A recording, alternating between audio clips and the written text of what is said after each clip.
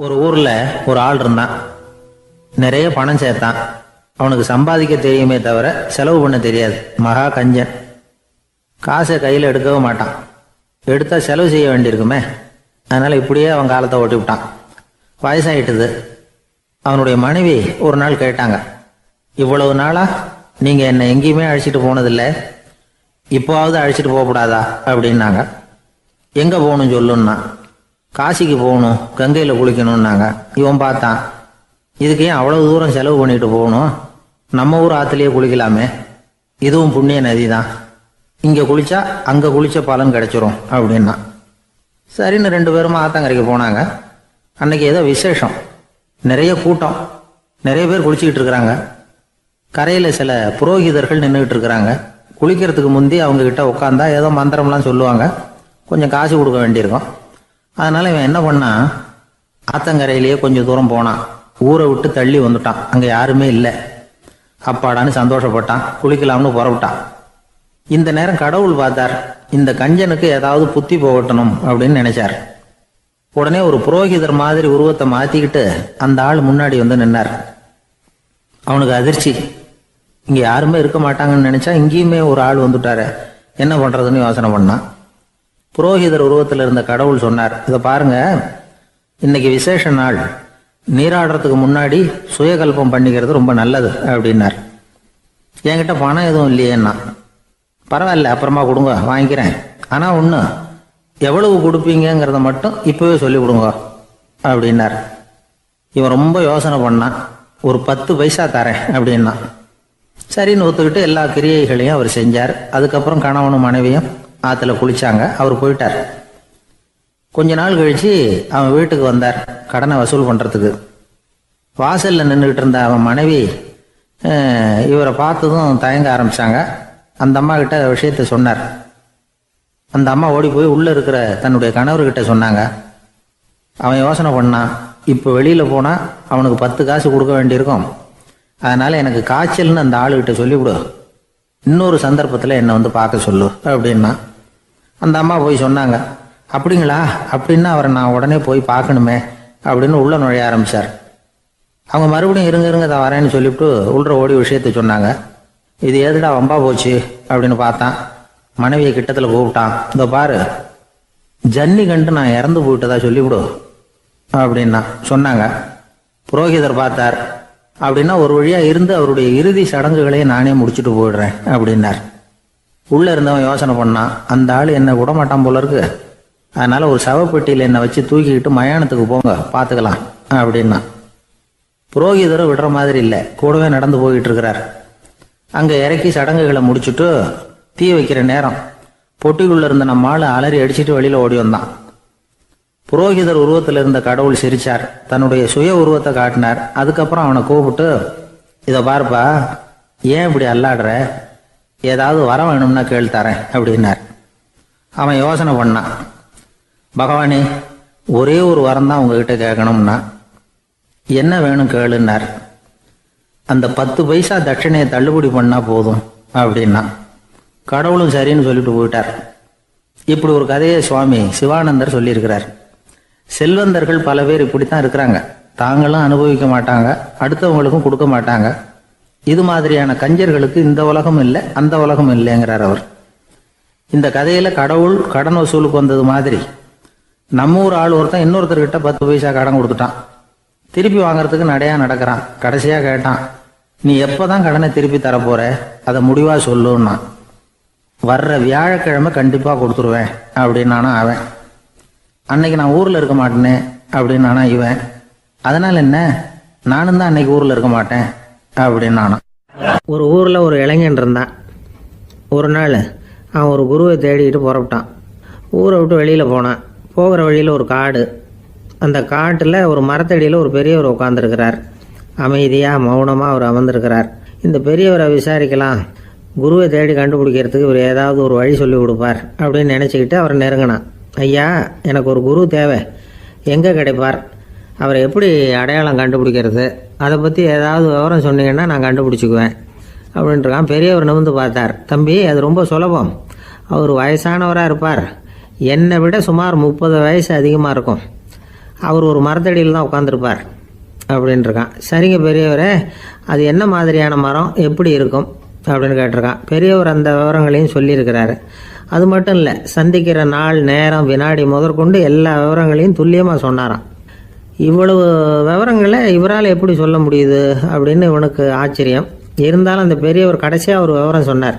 அது என்ன தெரியுமா, எப்படியும் நீ அவரை சந்திக்கிறதுக்கு ஒரு 30 வருஷம் ஆகும் அப்படின்னு சொல்லிவிட்டாராம்.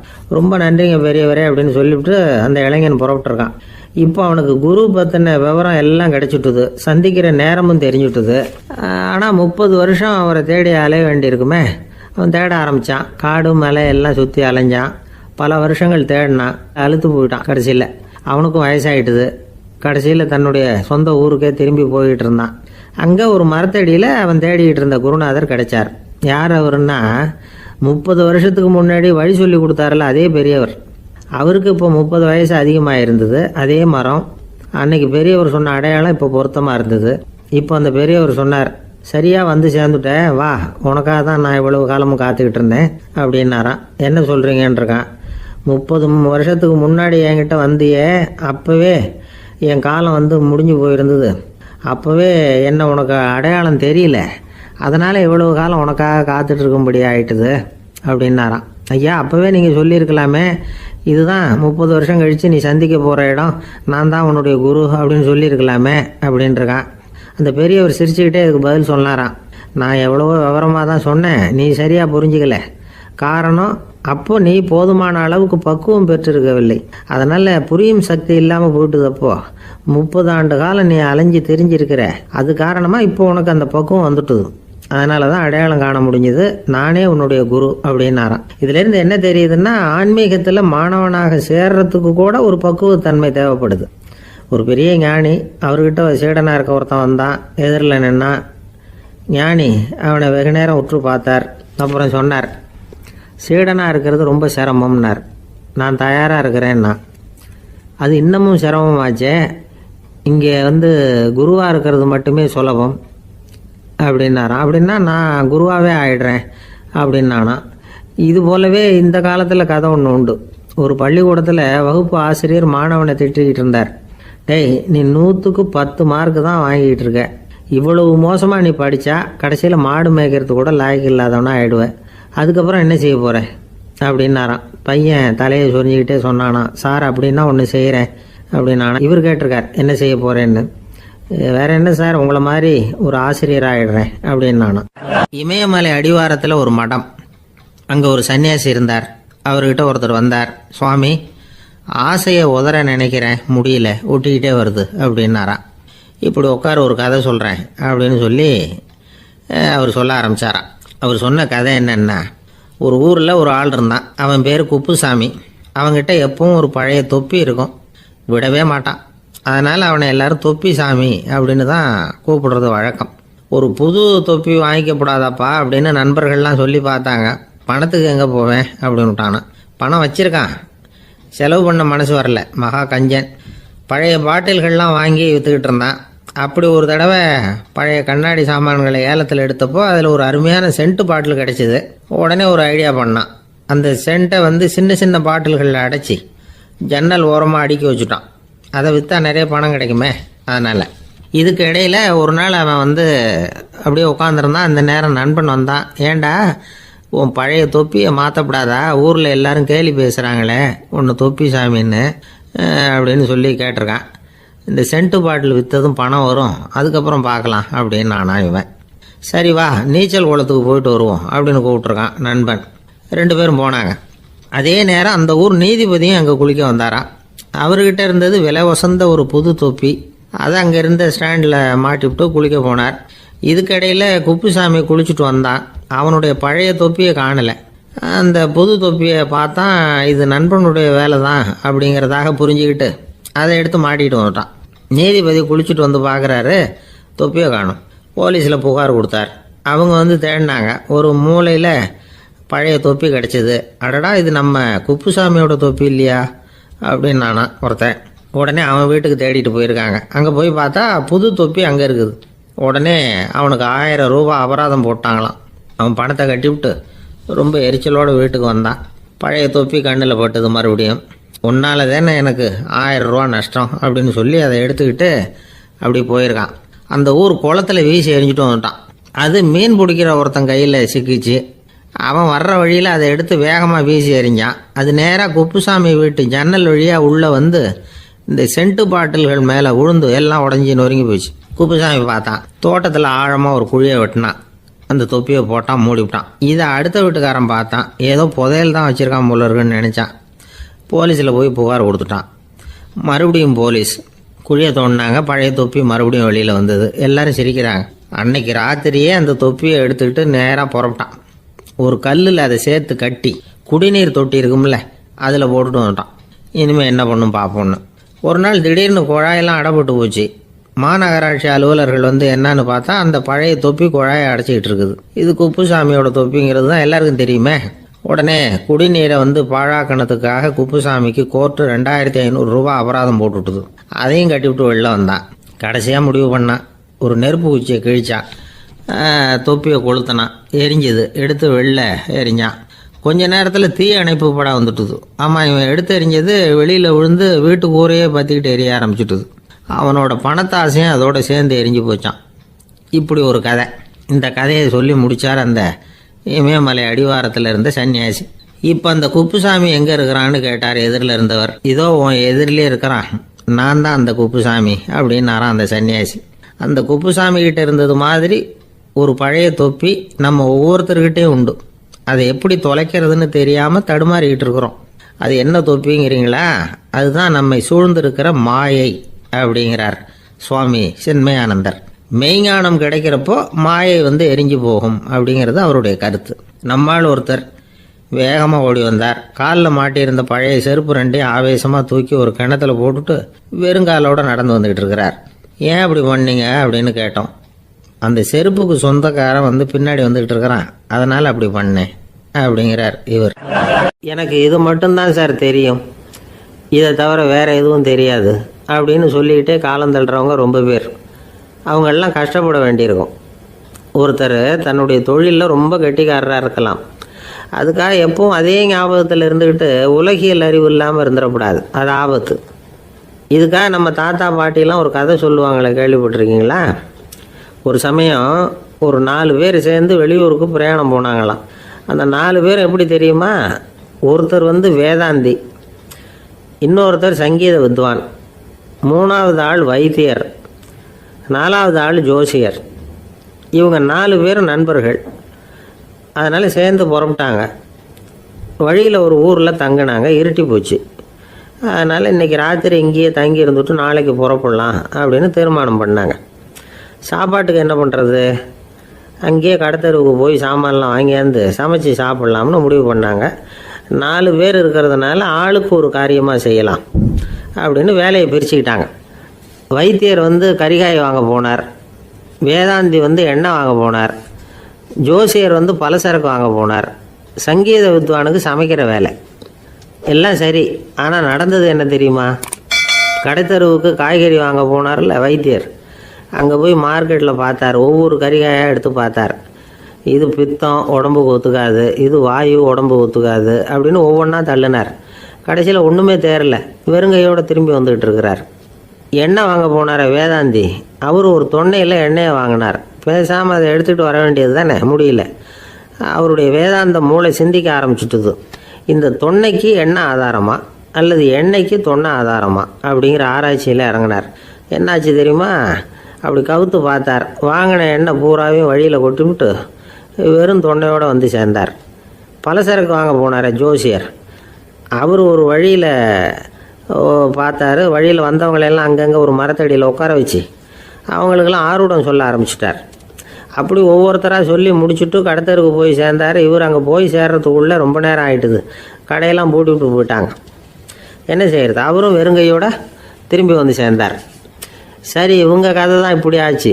அங்கே சமைக்கிறதுக்காக உட்காந்துருந்தார் சங்கீத வித்வான். அவர் கதை என்னாச்சு தெரியுமா? அங்கே அவர் அடுப்பை பற்ற வச்சு ஒலையை கொதிக்க வச்சார். அதாவது ஒரு பானையில் தண்ணியை ஊற்றி அடுப்பில் வச்சார். அது கொதிக்க ஆரம்பிச்சிது. தண்ணி கொதிக்கிற சத்தம் இருக்குதுல்ல, அது இவருக்கு தாளம் போடுறது மாதிரி இருந்தது. ஒரே குஷி, பாட ஆரம்பிச்சிட்டார். பாடிக்கிட்டே உற்சாகமாக கையில் இருந்த கரண்டியால் அந்த பானையில் தட்டினார், தாளம் போடுறதா நினச்சிக்கிட்டு. அவ்வளவுதான், பானை பட்டுன்னு உடஞ்சி போச்சு. தலையில் கையை வச்சுக்கிட்டு அவரும் உட்காந்துட்டார். எந்த தொழில் தெரிஞ்சாலும் சரி, அதை புத்திசாலித்தனமாக பயன்படுத்த தெரியலன்னா ஆபத்து தான். அதுக்காக தான் இந்த கதை. ஒரு பஸ்ஸு டிரைவர் ரொம்ப கெட்டிக்காரரு. பஸ்ஸை ரொம்ப திறமையாக ஆபத்து இல்லாமல் ஓட்டினதுக்காக பரிசுலாம் வாங்கினவர். அவரே ஒரு படகு ஓட்டுறதுக்காக அழைச்சிட்டு போயிருக்கிறாங்க, மோட்டார் படகு. அதையும் ரொம்ப திறமையாக தான் ஓட்டிகிட்டு போயிருக்கிறாரு. நடுக்கடலில் போனதும் படகு நின்று போச்சு. மோட்டாரில் ஏதோ கோளாறு. என்ன செய்யலாம் அப்படின்னு அந்த டிரைவரை கேட்டிருக்கிறாங்க படகுல இருந்தவங்கெல்லாம். அப்போ அவர் சொன்னாராம், கவலைப்படாதீங்க, ஒன்றும் பிரச்சனை இல்லை, எல்லாரும் கொஞ்சம் கீழே இறங்கி பின்னாடி தள்ளுங்க, மோட்டார் ஸ்டார்ட் ஆகிடும் அப்படின்னாராம். காசியில் இருக்கிற கடவுள் காசி விஸ்வநாதர், அங்கே இருக்கிற தேவி காசி விசாலாட்சி. இவங்க 2 பேரும் ஒரு நாள் பேசிக்கிட்டு இருந்தப்போ கடவுள் சொன்னார், இந்த மனிதர்களை நாம் ரொம்பவும் நம்பிக்கையோடு தான் படைச்சிருக்கிறோம், இருந்தாலும் அவங்களுக்கு தான் நம்பிக்கை இல்லை, எதுலேயும் ஒரு உண்மையான நம்பிக்கை இல்லாமல் வாழ்ந்துக்கிட்டு இருக்கிறாங்க அப்படின்னார். என்ன அப்படி சொல்கிறீங்க? அதை பாருங்கள், எவ்வளவு பேர் காசியை தேடிட்டு வந்து கங்கையில் குளிச்சுக்கிட்டு இருக்கிறாங்க, அவங்கெல்லாம் நம்பிக்கை இல்லைன்னா இவ்வளவு தூரம் தேடிட்டு வந்து இங்கே குளிப்பாங்களா அப்படின்னு நாங்கள் தேவி. சரி, அதை சோதித்து பார்க்கலாம் அப்படின்னு 2 பேரும் முடிவு பண்ணிக்கிட்டாங்க. உடனே ஒரு திட்டம் போட்டாங்க. அது எப்படின்னா, நாம் 2 பேருமே பக்தர்கள் மாதிரி உருவத்தை மாற்றிக்கிட்டு கங்கை கரைக்கு போக வேண்டியது. நான் வந்து கங்கையில் இறங்கி குளிக்கிறேன், கொஞ்ச நேரத்தில் சுழலில் மாட்டிக்கிட்டது மாதிரி நடிக்கிறேன். நீ உடனே கரையிலேருந்து சத்தம் போடும், என்னோடய வீட்டுக்காரரை யாராவது காப்பாற்றுங்களேன்னு சத்தம் போடும். அதோடு இன்னொன்று சொல்லு, யாராவது ஒரு புண்ணிய ஆத்மா அவர்கிட்ட போய் அவருடைய முடியை பிடிச்சி இழுக்கணும். அப்படி ஒரு சாபம் இருக்குது எங்களுக்கு. புண்ணிய ஆத்மா, அதாவது எந்த பாவமும் செய்யாத இல்லாத ஒருத்தர் தான் அவரை காப்பாற்ற முடியும். அப்படிப்பட்டவங்க யாராவது வெள்ளத்தில் குதிச்சு என்னுடைய கணவரை காப்பாற்றுங்கோ அப்படின்னு நீ சத்தம் போடு, கூச்சல் போடு, என்ன நடக்குதுன்னு பார்க்கலாம் அப்படின்னார் கடவுள். சரின்னு சொல்லி 2 பேருமா சாதாரண பக்தர்கள் மாதிரி கங்கை கரைக்கு வந்து சேர்ந்தாங்க. அவர் இறங்கி குளித்தார். திட்டம் போட்டது மாதிரியே சுழலில் மாட்டிக்கிட்டது மாதிரி கத்துனார். கரையில் இருந்த அந்த அம்மா, ஐயோ என் கணவரை காப்பாற்றுங்களேன், யாராவது காப்பாற்றுங்களேன்னு கத்துனாங்க. பல பேர் ஓடி வந்தாங்க. உடனே இவங்க, பாவம் இல்லாத புண்ணிய ஆத்மா ஒருத்தரால் தான் என்னுடைய கணவர் காப்பாற்றப்படணுங்கிறது விதி, அப்படி ஒரு சாபம் இருக்குது, அதனால் புண்ணிய ஆத்மா யாராவது அவர்கிட்ட போய் அவர் முடியை பிடிச்சி தூக்கினா அவரை காப்பாற்றி விடலாம் அப்படின்னாங்க. இவங்க இப்படி சொன்னதும் எல்லாரும் திகைச்சு போய் நின்றுட்டாங்க. ஒவ்வொருத்தருக்கும் அவங்க செஞ்ச பாவம்லாம் ஒவ்வொன்றா ஞாபகத்துக்கு வர ஆரம்பிச்சுட்டுது. சரி, இதுக்கு நாம் லாயக்கு இல்லை அப்படின்னு சொல்லி ஒதுங்கி போக ஆரம்பிச்சிட்டாங்க எல்லாம். இந்த சமயத்தில் யாரோ ஒருத்தர் வேகமாக ஓடி வந்தார், ஆற்றுல குதிச்சார். அவர்கிட்ட போனார், முடியை பிடிச்சார், தூக்கினார், அவரை காப்பாற்றி கரைக்கு கொண்டுட்டு வந்துட்டார். அப்படி காப்பாற்றின அந்த ஆளை இவங்க 2 பேரும் தனியாக கூப்பிட்டுக்கிட்டு ஒரு மண்டபத்துக்கு வந்துட்டாங்க. வந்து விசாரிக்கிறாங்க. நீ யாரப்பா அப்படின்னு கேட்குறாங்க. ஏதும் தெரியாத மாதிரி. நான் இந்த ஊர் அன்ன சத்திரத்தில் வேலை செய்கிற ஒரு சமையல்காரன் அப்படிங்கிறார். நீ வந்து கங்கையில் குளிக்கிறது உண்டான்னு கேட்டிருக்காங்க. நான் இந்த ஊர்லேயே தான் இருக்கிறேன், இருந்தாலும் தினமும் கங்கையில் குளிக்கிறது இல்லை, எப்பாவது ஒரு நாள் அங்கே குளிப்பேன் அப்படின்னார். கங்கையில் மூழ்கி எழுந்திரிச்சா பாவம்லாம் தொலையும்னு சொல்கிறாங்க. அப்படி இருக்கிறப்போ அங்கே இன்றைக்கி கங்கையில் குளிச்சுக்கிட்டு இருக்கிறவங்கெல்லாம் தங்களை வந்து புண்ணிய ஆத்மாவா நினைக்கல. கங்கையில் குளிக்காத நீ உன்னை வந்து புண்ணிய ஆத்மாவா நினச்சி என்னை காப்பாற்ற வந்திருக்கிற, அது எப்படி அப்படின்னு கேட்டார்.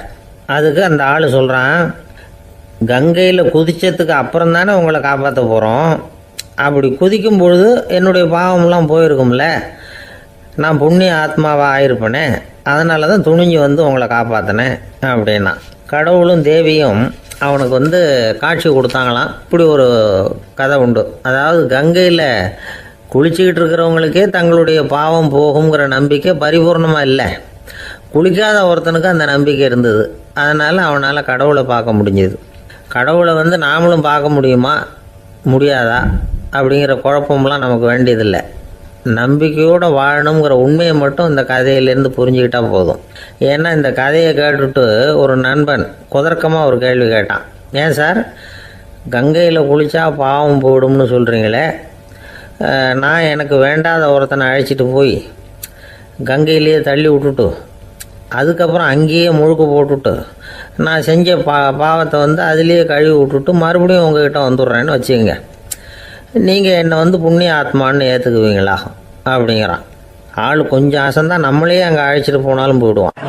வாழ்க்கையில் சில சந்தர்ப்பங்களில் நாம் வந்து சில அவமானங்களை சந்திச்சே தீர வேண்டியிருக்கு. என்ன பண்ணுறது, காலம் அப்படி. அவமானப்படுறவங்க உடனே அடங்கி போயிடுறது தான் உலக வழக்கம். அவமானப்பட்டால் உடனே சீறி எழறவங்களும் உண்டு. ஆனால் அதையே ஒரு சவாலாக எடுத்துக்கிட்டு முன்னுக்கு வர்றவங்களும் சில பேர் இருக்கிறாங்க. அவங்க ரொம்ப அபூர்வம். இன்றைக்கி மனோதத்துவ நிபுணர்கள்லாம் என்ன சொல்கிறாங்க தெரியுமா? அவமானப்பட்டுட்டா உடனே அடங்கி போயிடக்கூடாதான். அதையே ஒரு சவாலாக எடுத்துக்கிட்டு மனசில் ஒரு வைராக்கியத்தோடு முயற்சி பண்ணினா வாழ்க்கையில் எல்லாரும் முன்னேறலாமா. அவமானங்கிறத நாம் வந்து வைராக்கியமாக மாற்றிக்கணும். அதுதான் வெற்றிக்கு வழி. ராமர் வந்து இந்த பூமியில் பிறந்ததே ஒரு வைராக்கியத்தினால தான் சார் அப்படின்னார் ஒருத்தர். எப்படிங்க அது அப்படின்னு கேட்டேன். அவர் சொன்னார், தசரதருக்கு ராமர் வந்து குழந்தையா வந்து பிறக்கணும், அப்போ தான் இங்கே இருக்கிற கஷ்டங்கள்லாம் நீங்கும் அப்படின்னு சர்வ லோகமும் எதிர்பார்த்துக்கிட்டு இருக்குது. ஆனால் அவர் எப்போ வந்து பிறப்பார் அப்படின்னு யாருக்கும் தெரியல.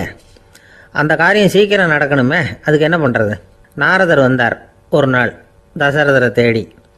தசரதா, உனக்கு ஒரு செய்தி தெரியுமான்னு ஆரம்பித்தார். அவர் எப்பவும் இப்படித்தானே ஆரம்பிக்கிறது வழக்கம். என்ன விஷயம்னு கேட்டார் தசரதர். தசரதா, நீ அடிக்கடி உன்னோட தேரில் ஏறிக்கிட்டு தேவலோகத்துக்கு போகிற, அங்கே போகிற வர்ற எல்லாம் பண்ணிகிட்ருக்க, எல்லாம் சரி. தேவலோகத்துலேயும் உன்னை நல்லபடியாக தான் வரவேற்கிறாங்க. தேவேந்திரன் உன்னை பிரியமாக அழைச்சிட்டு போய் தன்னுடைய அரியாசனத்திலேயே தனக்கு பக்கத்திலேயே உட்கார வைக்கிறான். நீயும் சந்தோஷமாக உட்காந்து பேசிவிட்டு வந்துடுற.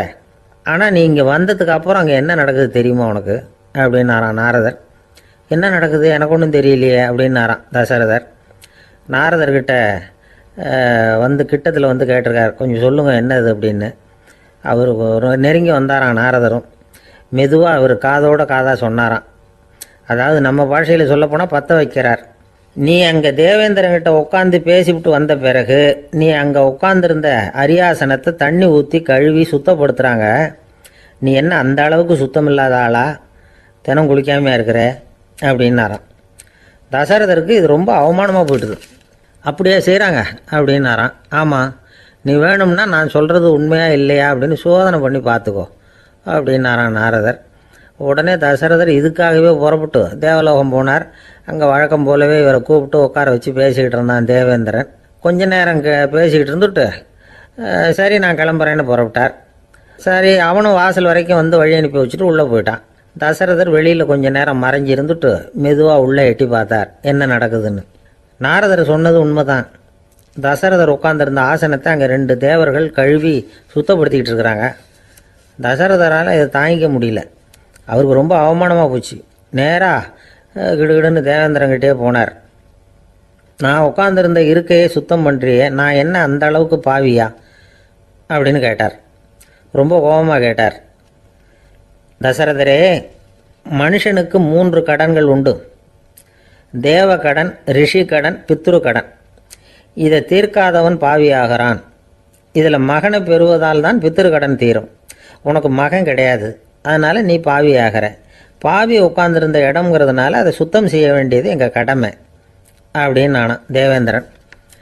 இந்த இடத்துல தசரதருக்கு ஏற்பட்ட அவமானம் ஒரு வைராக்கியமாக மாறிச்சு.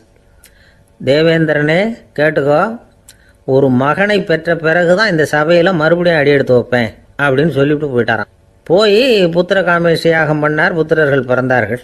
இந்த கதையில் உள்ள கருத்து என்னென்னா, தேவேந்திரன் தசரதரை அப்படி அவமானப்படுத்தலைன்னா அவருக்கு இப்படி ஒரு வைராக்கியம் பிறந்திருக்குமா? யோசிச்சு பார்க்கணும். நமக்கு ஏற்படுகிற சில அவமானங்களையும் வைராக்கியமாக மாற்றிக்குவோம். அப்படி மாற்றிக்கிட்டோம்னா வாழ்க்கையில் வந்து முன்னேறலாம். நம்ம ஆளுங்க சில பேர் அவமானத்தை வந்து வைராக்கியமாக மாற்றிக்கிறது எப்படி தெரியுமா? நம்மக்கிட்ட ஒரு பையன் சொன்னான், எங்கள் அப்பா என்னை எல்லாருக்கும் முன்னாடி வச்சு திட்டிவிட்டார், பொறுப்பு இல்லாமல் ஊர் சுற்றுறேன்னு சொல்லி அவமானப்படுத்தி விட்டார். இனிமேல் நீ என் முகத்திலேயே முழிக்காதரா போடான்னு வேற சொல்லிவிட்டார்.